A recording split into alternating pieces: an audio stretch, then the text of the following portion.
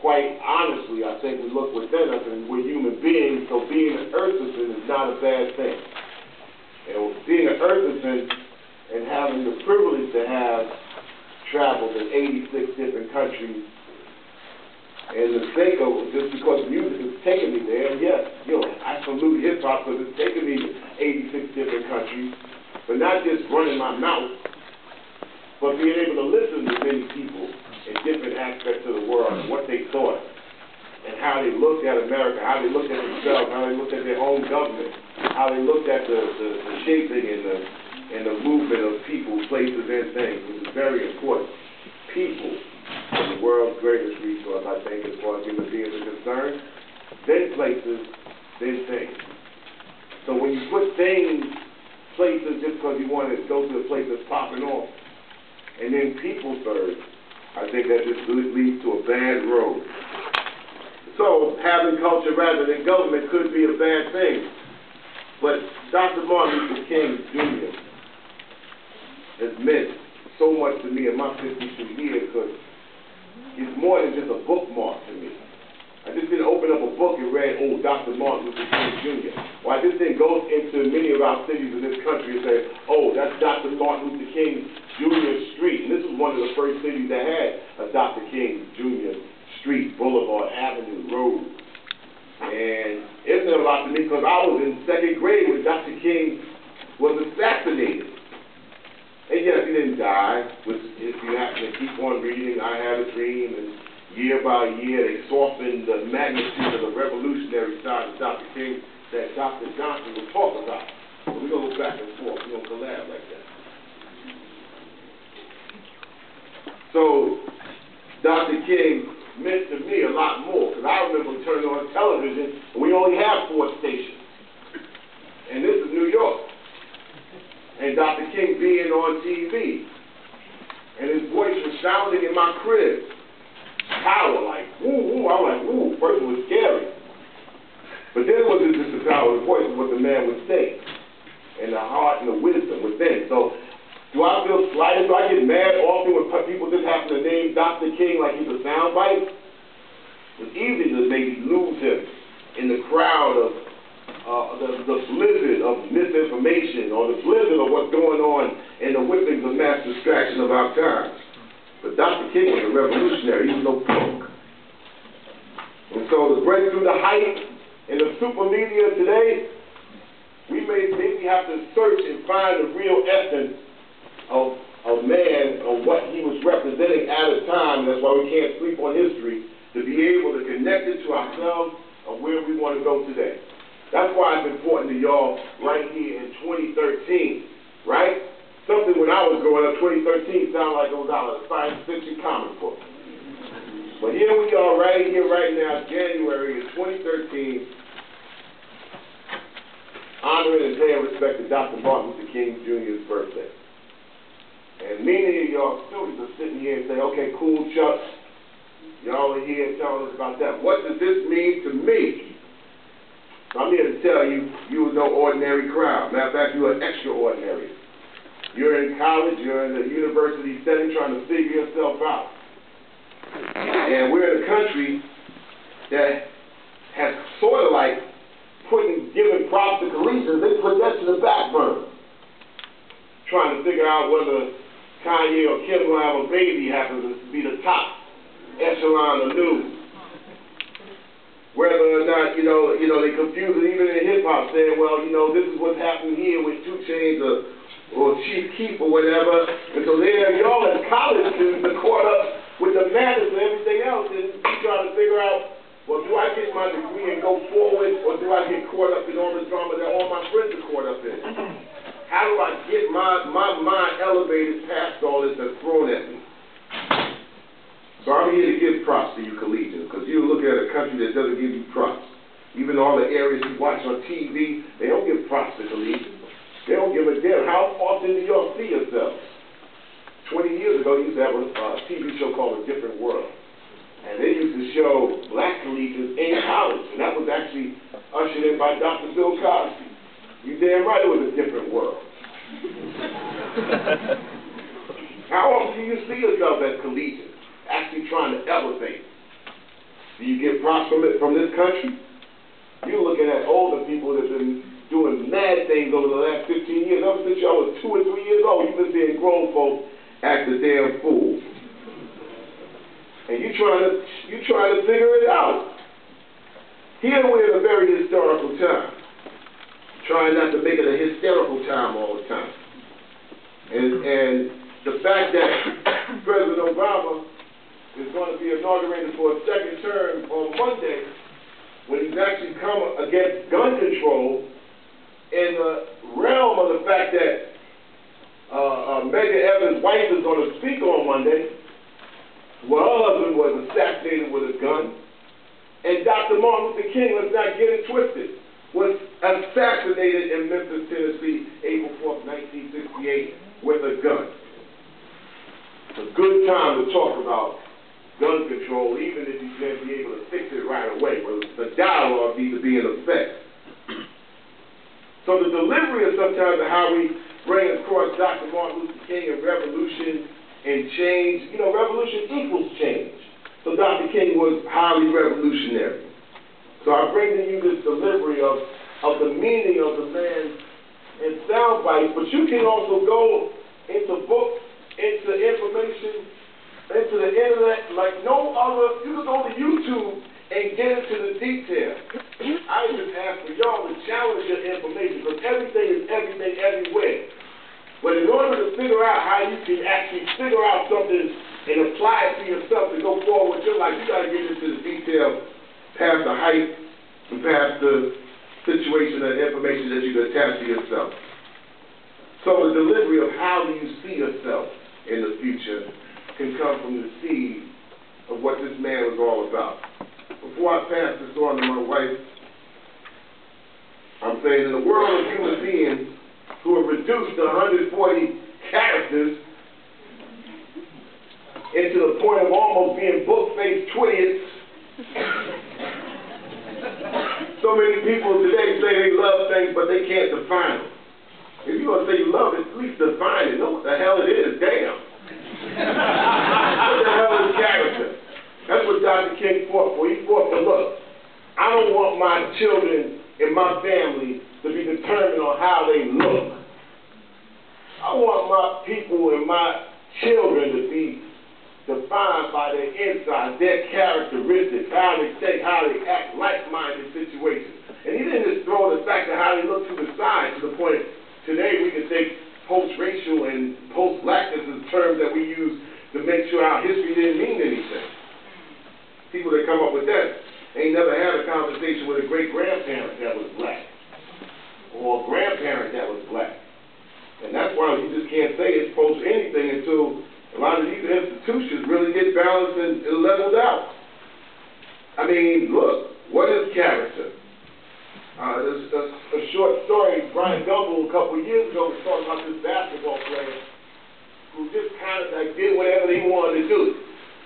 And said, you know what, this dude spent so much time becoming a character. But you know what, he said, you know, if he had spent half the time trying to exude character, it would have been better for us all instead of just a benefit for himself. So understand what the word is. Designing your inside. I know, like, you see everything on TV is about a thing, and for your outside, get it popping, let's get it right. Well, understand this. You get your outside all kitted out and made back and all that, and when your inside is no frills. Design your inside. That's what you're here at college for. Your character. Design those insides. You are the chief designer of that. And don't come up with the excuses, you too young. You're 10. Well, you hear, y'all heard this song, I mean, 40 to the new 30. Only old people come up with that bullshit.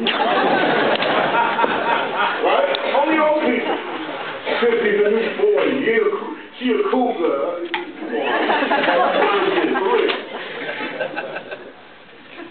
What, 30 to the new 20? 20 to the new 10? I'm trying to be the new 10. You know people who would be like the new 10. What's 10 to the new zygote? Stupid old people coming with that. And they get popular culture mixed up with these things that are affecting all of us: greed, negligence, narcissism, individualism. You know, you you've seen popular culture, you know, masqueraded with old folks acting a fool in reality shows in the name of fame. Now, I'm a college graduate. I'm from the last century. And you know, 1984, that's right, the last century. You know, George Orwell here. But I brag about that. I don't brag about my accomplishments in my profession. I studied enough for my profession to be my profession. So I ain't got to brag about my profession. My training was right. So I got out of school, 6 years it took me. Get that 4-year degree. Sorry, but I got it.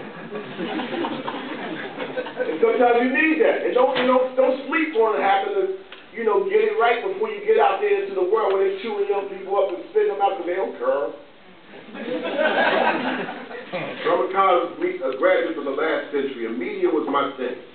And my point is that I never wanted to be defined by somebody other than defining myself. And I wasn't going to be defined by my job or whatever. That's how I'd be able to come up with that definition. Constant elevation is what you want. Education does it. And no better person than the person in my household who usually says, you know what, did the garbage come out today? What? Put that again. No better person can actually tell you the importance and the magnitude of this man and this gate, but really not just the man and the gate, because I mean that's a bookmark. What does it mean to you? That's very important. So I introduce to you Dr. Gates and Rachel Johnson. Very grateful for you. Thank you all very much. But we will be going back and forth, and you'll be hearing more from Chuck too. But I wanted to say, first of all, that it's so nice to be in front of such a diverse crowd. It really is. It's really, really nice. And it's a lot of times we don't think about that ourselves when we're in those contexts, how important that is and what an achievement that is. Because, you know, one thing I try to explain to my students is that the government really never gives you anything. We fought and died to be here, all of us. And I'm not just talking about people of color, I'm talking about white people too. And I have to put it out there. On my first day of my class that I teach in critical race theory, I have to say, now I got to talk to the white people.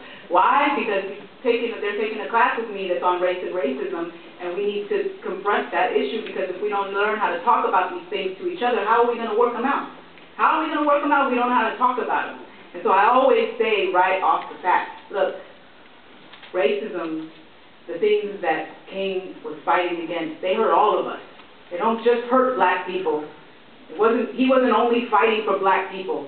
He was fighting for white people too, to live in a society free of racism, because racism hurts everybody. So all of us need to take ownership for a commitment to a diverse but also a just society. So I wanted to start off first by saying how important it is that, it's significant to me that we're here in front of this diverse crowd, but also I wanted to make mention of the demographics that's at Bellevue College, Bellevue Community College. It reminded me, as I was sitting here with my first teaching job at the University of Texas in San Antonio, and I liked it so much because the average age of incoming freshmen was 26. So it was like some people had been somewhere, had some kids, were in the Army, you know, came back after a career to be a student. And this was tremendous. Why? I mean, look, I teach at UC Santa Barbara, which has the wealthiest student population in the entire system. So, you know, my students are driving way better cars than any of us, you know, make the salary to own. But I say that because many of them, they don't know why they're there. They don't know why they're there. They don't want to be there. But most of the time, and I tell them this all the time, students who really work to come into a college setting such as this, they choose to be here. They want to buy their books. They want to read. They want to learn. And that's something that a lot of other students can learn from, and they should learn from. So I really wanted to recognize that about you all as well. I feel like most of my life, you know, I've struggled against being just symbolic. What do I mean by that? You know, in elementary school, in high school, I was always taught, you know, we took history courses, but you know, I'm half noticed kind of the same thing about both of my sides here.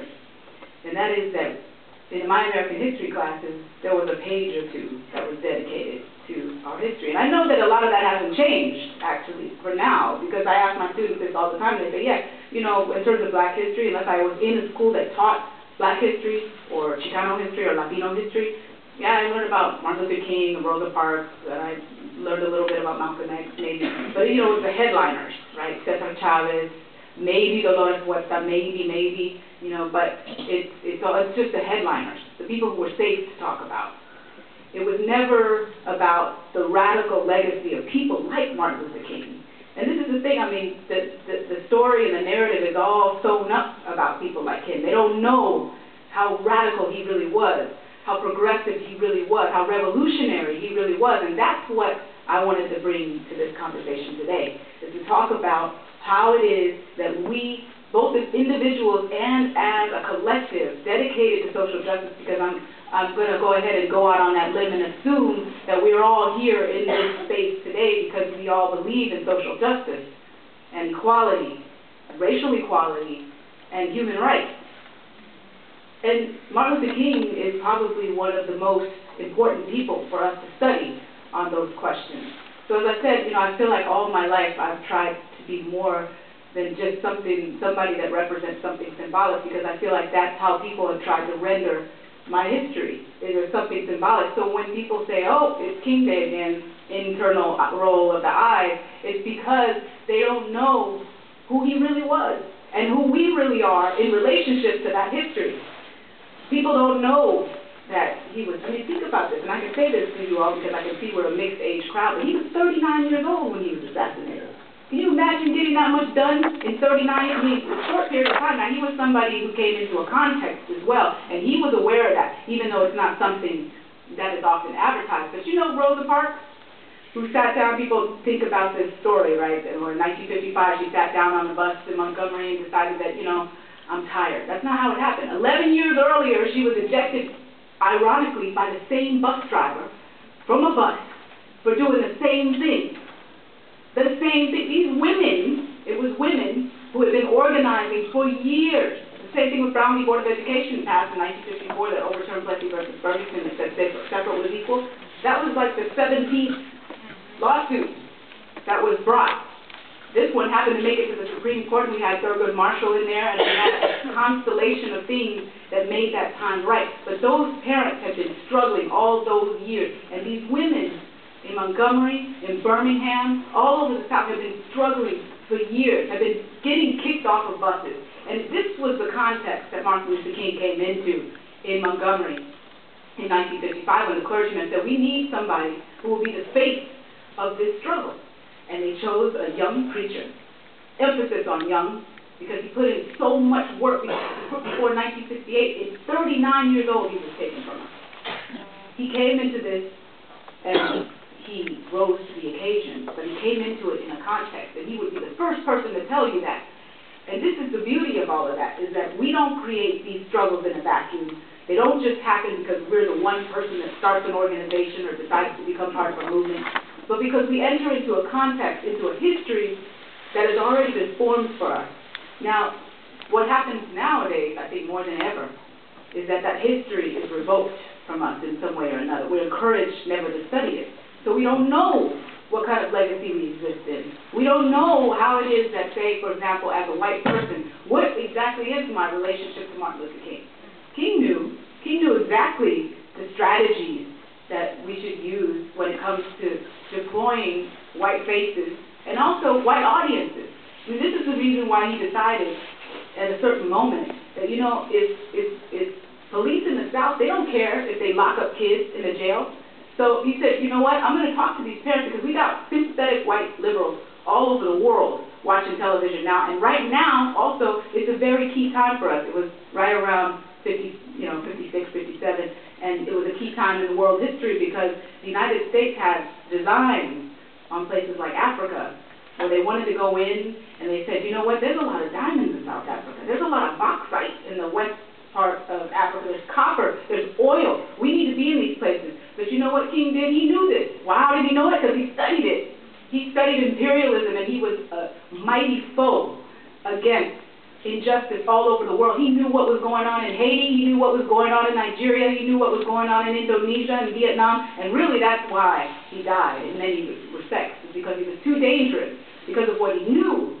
But we're encouraged not to pursue that kind of knowledge. Now, King knew that there were audiences who were watching television, the power of television at the time. He said, you know what, if these cops don't care in Memphis, Birmingham, Montgomery, Selma, they don't care if they hit a grown 45-year-old man on the side of his head with a baton, or if they draw blood from the ears of a 7-year-old who's black. They don't care. So let's put that on TV. And he had to talk to the parents, and he had to say, listen, there's an important march coming up, and we want your children there. We know they're probably going to go to jail, but we want your children there. Do you know how much courage? I mean, I have a 20-month-old. It takes to put your child at the front of a march and then let the police in the South take that bait, which they did, and fill the jail with children. And where did those images go? All over the world. So places like South Africa or Nigeria, or places that were even a little bit more stable with black governments, that were at least some black officials somewhere, who said, wait a minute, United States, you're coming in here offering to teach us democracy. Sounds real familiar, doesn't it? Because we say this all the time on television. Oh, you know, we know how to do democracy. That's our history. We made it up. So when we come into Iraq or Iran or we come into Afghanistan, we're just teaching the world how to be free for democracy. We're teaching you how to be good citizens of this planet. This is exactly what they've been saying. This is the old shtick. And they've been saying this, and they were saying, especially then, post-World War II. In the 1950s, they're saying, look, let us come in here and help you, black people. Because we're going to help you throw off the yoke of imperialism. We're going to help you get the British out of here, the Spanish out of here, whatever. And we'll help you to figure out how to set up infrastructure and to run your own country, which we knew was not going to be the case. But a lot of these people are watching these images on TV.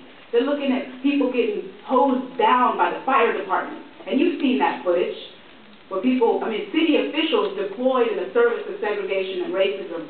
Did you know that those hoses are so powerful they could take the bark off a tree from hundreds of feet away, and people were being sprayed close, point-blank range. People saw this in Africa, in Asia, in South America, and they said, who are you to come in here and tell us that you're going to make the world safe for democracy and teach us how to be good citizens? What are you doing to your kids down there in Memphis? What are you doing? How your police are killing these kids, putting them in jail? We should be saying the same thing today. Honestly, we should be saying this. Those people there, we here should be saying the same thing today. All of the children that are dying, not just at the hands of police violence, but because we've decided that we are not going to follow King's example and learn from the history that is there for us. It's a gift, and he gave us this gift, a radical legacy of love and compassion and revolution. Another thing that people like to overlook when it comes to Martin Luther King was his commitment to the anti-war movement. A lot of people don't like to think about how he saw the connection between the black struggle. Even black people don't like to think about that. Sometimes, in fact, he got a little bit of flack for doing that. He would show up, people say, to some rallies, especially as whites began to drop out of society and become hippies. He showed up to a few rallies in a jean jacket. You never see him like that in any kind of photo ops because he was so much about the politics of respectability that was part of the civil rights movement, especially the upper echelon of black leadership at that time. But he showed up trying to reach out to different organizations and different constituents because he knew that black people could not win this alone, that we needed the Schwerner, Goodman, and Cheney type of coalition, the three men who went down to Mississippi and tried to register black people to vote in the early 1960s. They lynched all three of them. Didn't matter if one of them was white. Didn't matter.